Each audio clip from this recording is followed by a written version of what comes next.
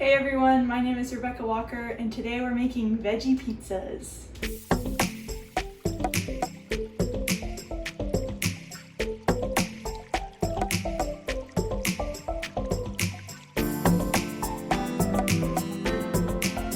So before we start cooking, we need to make sure we wash our hands. I already washed mine to the happy birthday song.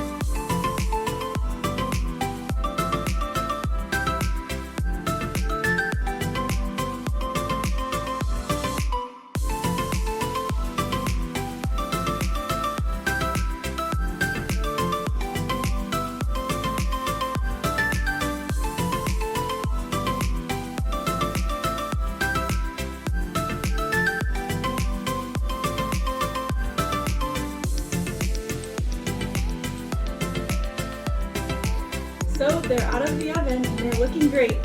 I really love this recipe because you can put any kind of vegetables you want on it. You can try broccoli on them if you like, or if you don't like broccoli, then maybe substitute it for peppers or any veggie that's your favorite at home. They're really easy to be adventurous with.